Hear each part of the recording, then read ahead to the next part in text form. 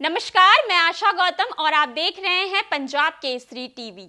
बिहार विधानसभा चुनाव पर पंजाब केसरी की खास कवरेज चल रही है। इस कवरेज में मैं आपको बिहार की एक एक विधानसभा सीटों के समीकरणों के बारे में विस्तार से ये जानकारी देने जा रही हूँ।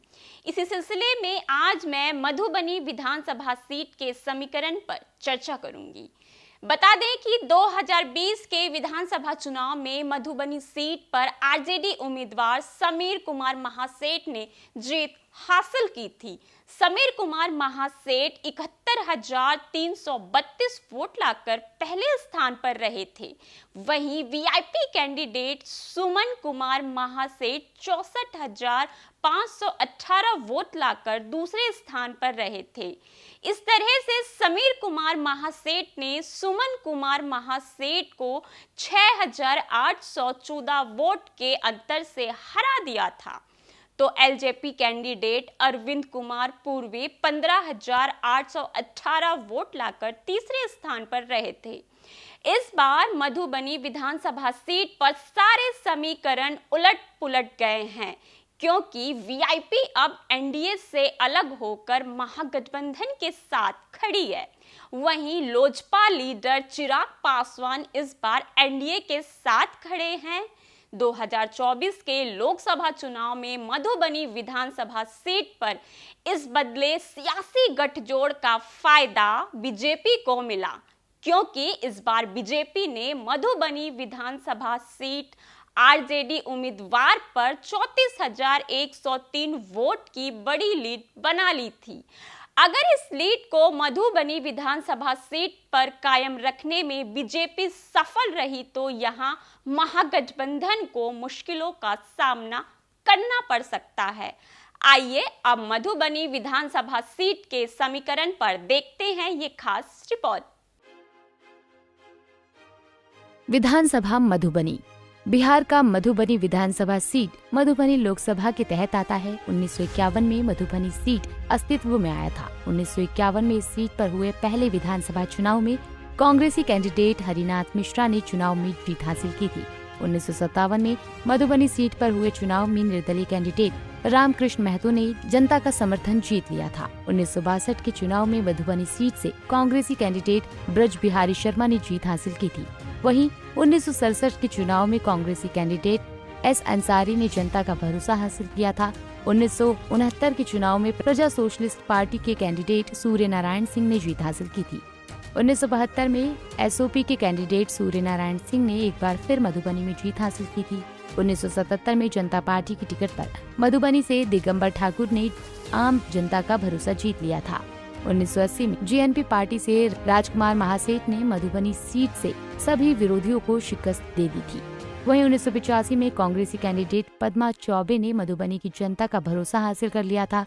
1990 में निर्दलीय कैंडिडेट राजकुमार महासेठ ने मधुबनी में जीत हासिल की थी। वहीं 1995 में जनता दल के टिकट पर राजकुमार महासेठ ने मधुबनी में एक बार फिर जनता का भरोसा हासिल कर लिया था।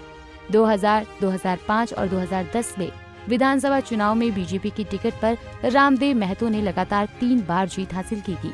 वहीं 2015 और 2020 के विधानसभा चुनाव में मधुबनी सीट से आरजेडी की टिकट पर सुमीर कुमार महासेठ ने जीत का परचम लहराया था।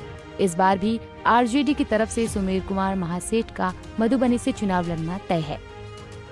वहीं 2020 के विधानसभा चुनाव में मधुबनी सीट पर आरजेडी उम्मीदवार समीर कुमार महासेठ ने जीत हासिल की थी। समीर कुमार महासेठ 71,332 वोट लाकर पहले स्थान पर रहे थे। वहीं वीएसआईपी कैंडिडेट सुमन कुमार महासेठ 64,518 वोट लाकर दूसरे स्थान पर रहे थे। तो LJP candidate Arvind Kumar Purve 15,818 vote लाकर तीसरे स्थान पर रहे थे।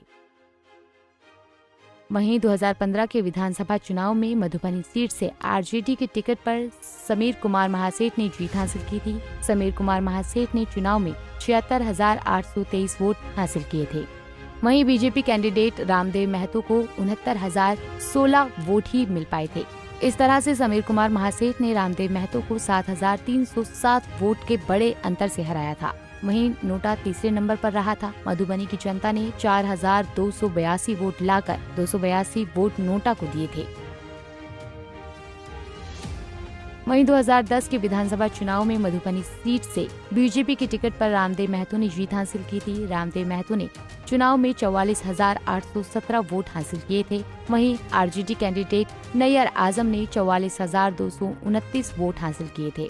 इस तरह से रामदेव महतो ने नैयर आजम को 588 वोटों के अंदर से हराया था। वहीं कांग्रेसी कैंडिडेट किशोर कुमार झा ने 10,291 वोट प्राप्त किए थे और तीसरे स्थान पर रहे थे। वहीं 2005 के विधानसभा चुनाव में मधुबनी सीट से बीजेपी कैंडिडेट रामदेव महतो ने जीत हासिल की थी। रामदेव महतो ने चुनाव में 48,007 वोट हासिल किए थे। आरजेडी कैंडिडेट असलम को 26,055 वोट ही मिल पाए थे। इस तरह से रामदेव महतो ने असलम को 11,952 वोट से हराया था। वहीं एलजेपी कैंडिडेट राजकुमार महासेठ 22,870 वोट हासिल कर तीसरे स्थान पर रहे थे। मधुबनी सीट पर यादव, ब्राह्मण, अनुसूचित जाति और मुस्लिम वोटर निर्णायक भूमिका निभाते हैं। अगर मुकेश सहनी महागठबंधन में ही रह गए तो आरजेडी कैंडिडेट को फायदा मिल सकता है। हालांकि 2025 के विधानसभा चुनाव में यहां महागठबंधन और एनडीए के बीच बड़ा मुकाबला होगा। अब चुनावी नतीजे ही बताएंगे कि इस बार के चुनाव में कौन किस पर भारी पड़ेगा। मधुबनी विधानसभा सीट के नतीजों को तय करने में यादव, ब्राह्मण, अनुसूचित जाति और मुस्लिम वोटर निर्णायक भूमिका निभाते हैं। इसके अलावा अन्य पिछड़ी जातियां, अनुसूचित जाति और अनुसूचित जनजाति के मतदाता भी चुनावी समीकरण में अहम भूमिका निभाते हैं। 2024 के लोकसभा चुनाव के नतीजों को देखें तो एक बार फिर इस सीट पर एनडीए की दावेदारी मजबूत लग रही है। बाकी विधानसभा सीटों पर भी हमारी ये स्पेशल कवरेज जारी रहेगी। तब तक आप हमसे जुड़े रहिए और देखते रहिए पंजाब केसरी टीवी। नमस्कार।